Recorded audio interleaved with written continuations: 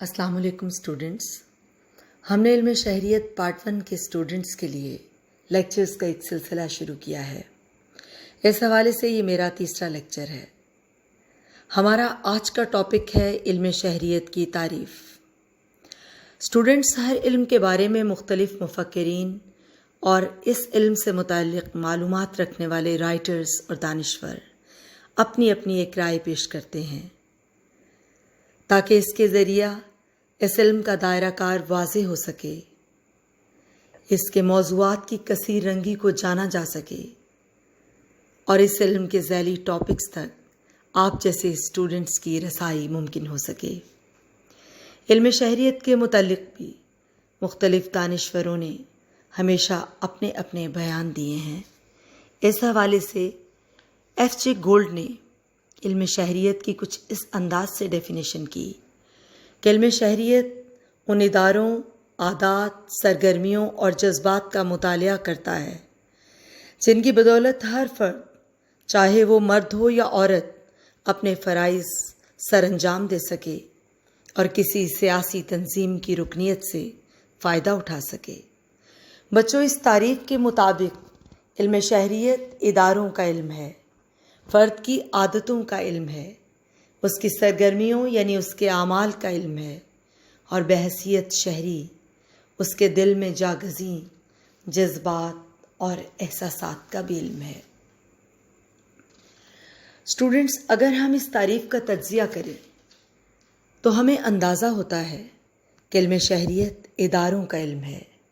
سوال یہ پیدا ہوتا ہے کہ کن اداروں کا علم ہے؟ کسی بھی اسٹیٹ میں سینکڑوں بلکہ ہزاروں ادارے کام کرتے ہیں، آخر یہ کن اداروں کا علم ہے؟ در حقیقت ایک فرد ایک خاندان میں پیدا ہوتا ہے، وہ ایک برادری سے وابستہ ہوتا ہے، وہ ایک مخصوص محلے کا رکن ہوتا ہے، وہ ایک گاؤں سے بلونگ کرتا ہے، ایک شہر سے وابستہ ہوتا ہے، اور پھر یہ کہ وہ ایک قوم یا ایک ریاست کا باشندہ ہوتا ہے۔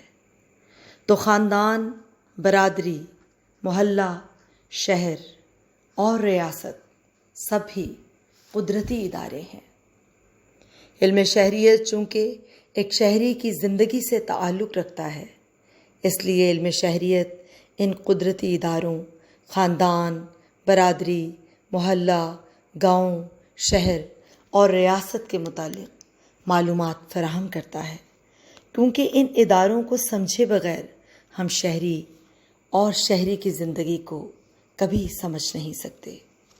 جب شہری شعور کی آنکھ کھولتا ہے تو وہ تعلیمی، مذہبی، سیاسی اور سماجی اداروں سے از خود اپنی مرضی سے وابستگی اختیار کرتا ہے۔ اس کے ساتھ ساتھ وہ مختلف پیشہ ورانہ اداروں سے بھی وابستہ ہو جاتا ہے۔ علم شہریت شہری کے متعلق علم ہے، اس لیے ان اداروں کا جاننا بہت ضروری ہے۔ پھر ایف جے گولڈ علم شہریت کو فرد یعنی شہری کی عادات، سرگرمیوں اور جذبات کا علم قرار دیتا ہے۔ تو اسٹوڈنٹس، ایک شہری بحیثیت انسان مخصوص عادتوں کا مالک ہوتا ہے، وہ مختلف اعمال سر انجام دیتا ہے، اور شہری کی حیثیت سے اس کے کچھ احساسات اور جذبات بھی ہوتے ہیں جو اس پر اثر انداز ہوتے ہیں۔ علم شہریت میں شہری کی ذمہ داریوں، اس کے حقوق، اس کی سوچ و فکر اور سیاسی و معاشرتی نظام کے متعلق اس کی اپروچ کو دیکھا جاتا ہے۔ اس لیے ایف جے گولڈ نے کہا کہ یہ علم شہری کی سرگرمیوں، عادات اور جذبات کا علم ہے۔ پھر وہ کہتا ہے کہ فرد کا کوئی بھی جینڈر ہو سکتا ہے، شہری مرد بھی ہو سکتا ہے اور خاتون بھی۔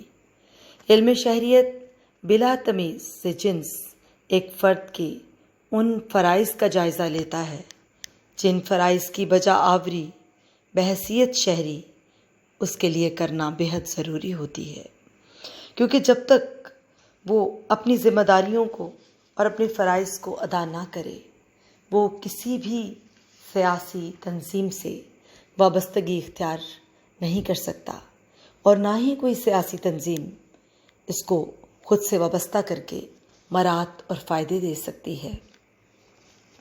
سادہ الفاظ میں ہم یہ کہہ سکتے ہیں کہ علم شہریت میں شہری کی عادتوں، اعمال اور سرگرمیوں کا جائزہ بھی لیا جاتا ہے اور بلا لحاظ جنس ایک شہری کی ذمہ داریوں کا جائزہ بھی لیا جاتا ہے۔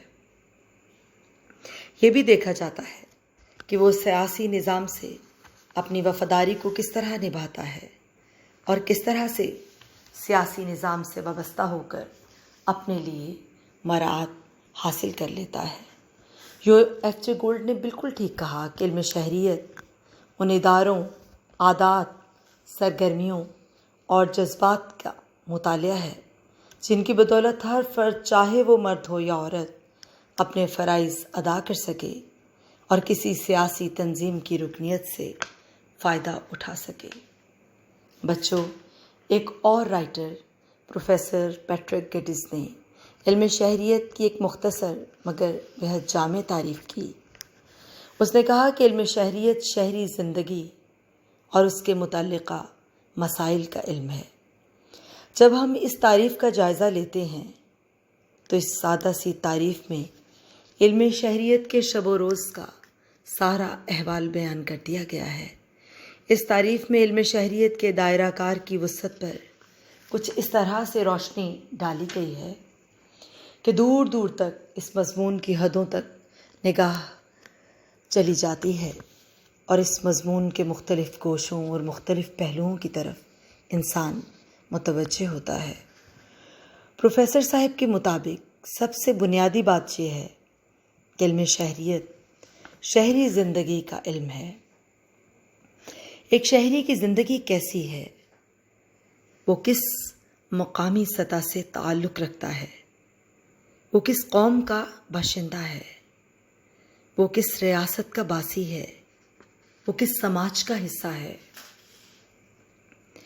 اس کی ریاست کیسی ہے، وہ ریاست کس حد تک شہریوں کو مطمئن کرنے میں کامیاب ہے، اس کی حکومتوں کے رویے کیسے ہیں، اس کا صوبائی نظام کیسے کام کرتا ہے، اس کا مقامی نظام کیسا ہے، اس کی سیاسی پارٹیاں کس مزاج کی حامل ہیں، اس کی زندگی میں سیاست کا کیا کردار ہے، وہاں کا سیاسی کلچر کیسا ہے، شہری کن اداروں سے وابستہ ہے، وہ ادارے کس طرح سے کام کرتے ہیں، وہ شہری کی نفسیاتی اور ذہنی ضروریات کو پورا کرنے میں کامیاب ہیں یا ناکام ہیں۔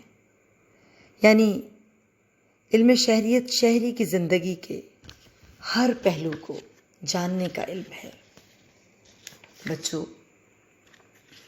پھر پروفیسر گیٹس ایک دلچسپ بات یہ بھی کہتا ہے کہ علم شہریت شہری کی زندگی کا علم بھی ہے اور اس کی زندگی سے وابستہ اور اس کی زندگی سے متعلقہ مسائل کا علم بھی ہے۔ یعنی صرف شہری کی زندگی کے خوشگوار پہلوؤں کا احاطہ ہی نہیں کرتا، بلکہ علم شہریت اس کی زندگی کے مسائل کو بھی دیکھتا ہے۔ یعنی شہری کی زندگی میں جہاں راحتوں کے پھول کھلے ہیں، وہاں مشکلات کے نوکدار کانٹے بھی موجود ہیں، اور علم شہریت ان پھولوں کے ساتھ ساتھ ان کانٹوں کو بھی چنتا ہے۔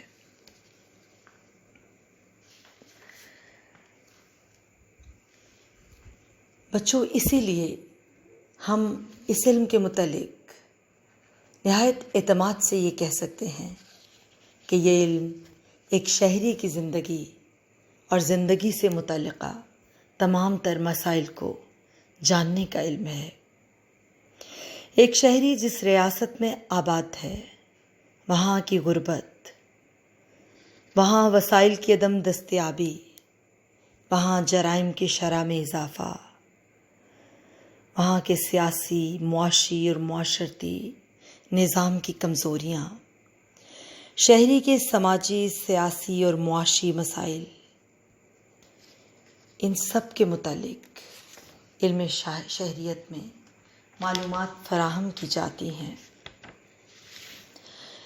پھر صرف معلومات ہی فراہم نہیں کرتا، بلکہ یہ علم ان مسائل کے حل کی طرف بھی ہمیں متوجہ کرتا ہے۔ یوں اسٹوڈنٹس، آپ خوش قسمت ہیں کہ ایک ایسا علم پڑھ رہے ہیں جو آپ ہی کے متعلق ہے اور آپ ہی کی زندگی کی تمام تر مشکلات کا جائزہ لیتا ہے۔